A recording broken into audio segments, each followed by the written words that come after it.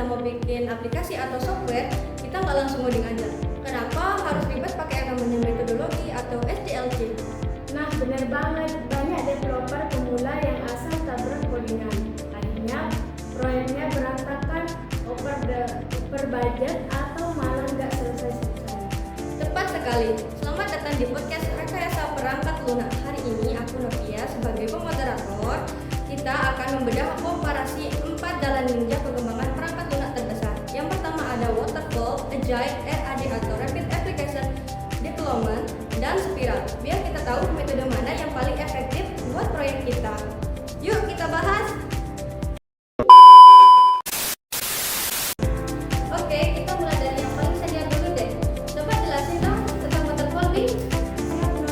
Jadi, metode waterfall itu adalah pendekatan pengembangan perangkat lunak yang sifatnya bertahap. Biasanya dan sequential, karakter utama dan kita harus menyelesaikan fase secara bertahap, mulai dari kebutuhan, desain, kemudian ujian sampai pemeliharaan.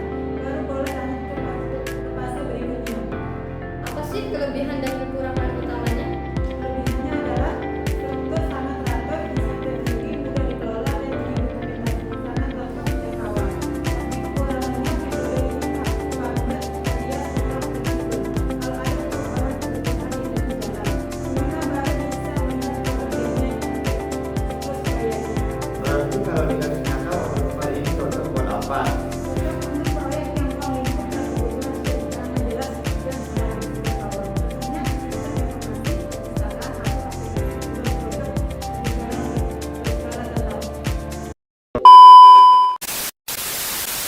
Nah, kalau proyeknya dinamis dan butuh cepat, kaku banget dong pakai waterfall, ya kan Nom? Betul, Mai. Makanya ada Agile.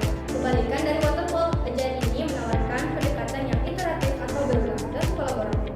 Proyek dibagi menjadi siklus-siklus kecil yang disebut sprint. Kelebihan Agile ini luar biasa dalam hal fleksibilitas dan adaptasi terhadap perubahan. Klien terlibat harus terus secara kontinu. Jadi kepuasan pengguna akhir jauh lebih tinggi karena rilis produk bisa dilakukan bertahap dan cepat. Tapi ingat, kekurangannya ada pada resiko scope creep atau cakupan proyek yang membengkak kalau tidak dijaga. Dokumentasinya juga cenderung minim karena fokus pada kecepatan rilis software. Contoh kasus nyata penerapan Agile apa Nom?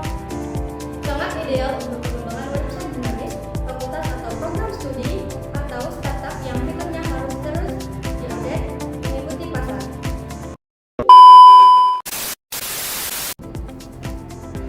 Oke, kalau butuh yang lebih instan lagi karena dikerjakan deadline korporat, gimana Nom? Tenang Bal, ada yang namanya RAD, Rapid Application Development. Karakteristik utama RAD adalah menekankan pada siklus pengembangan yang sangat singkat melalui keterlibatan pengguna yang intensif dan pembuatan prototipe berulang. Kelebihannya waktu pengembangan singkat banget. Targetnya kisaran 60 sampai 90 hari saja. Resiko kegagalan fungsional rendah karena masalah cepat ketahuan lewat demo prototipe. Kekurangannya RAD butuh tim ahli yang spesial dan komitmen tinggi dari pengguna. Metode ini kurang cocok buat proyek berskala masif dengan tim yang terlalu besar. Contoh kasus penggunaan RAD di industri seperti apa, Man?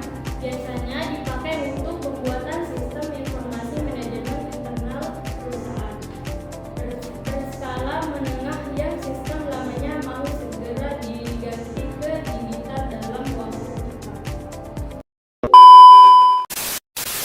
Nah, yang terakhir ini, kalau proyek raksasa, kompleks dan investasinya miliar rupiah, pakai apa Bang?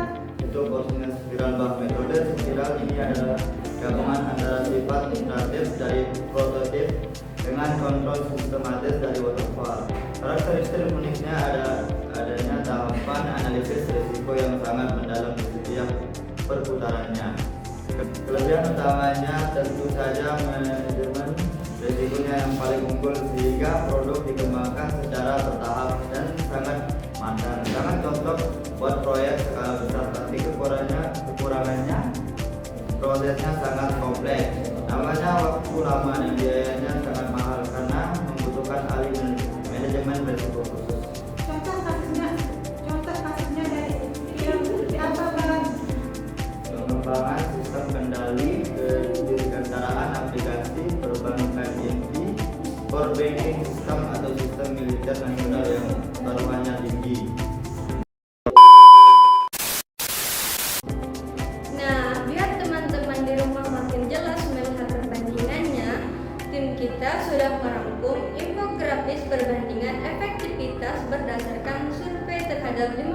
praktisi IT.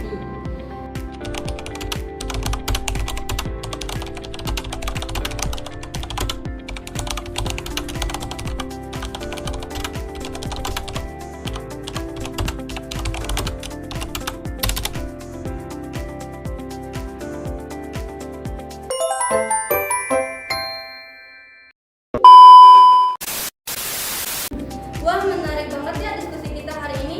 Jadi, insight dari kelompok kita adalah tidak ada satu metode yang mutlak paling hebat untuk semua keadaan. Semua kembali lagi ke karakteristik proyek yang sedang dihadapi. Waterfall, jadi kalau kalian punya proyek yang persyaratannya sudah pasti dan tidak akan berubah. Agile wajib kalian ambil kalau proyeknya dinamis, kompetitif, dan kepuasan pengguna akhir adalah segalanya.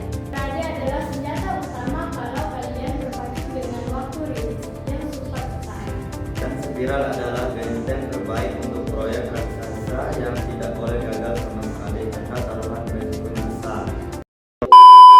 Oke rekan-rekan, itu dia bedah tuntas metodologi SDLC dari kelompok kami. Semoga membantu kalian memilih jalan ninja terbaik untuk software kalian. Sampai jumpa di podcast berikutnya.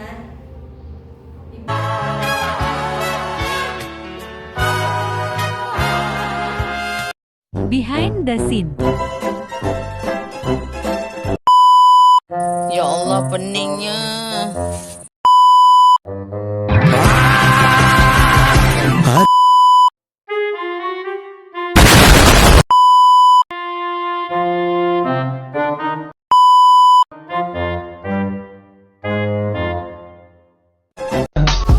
I just had to let you know you're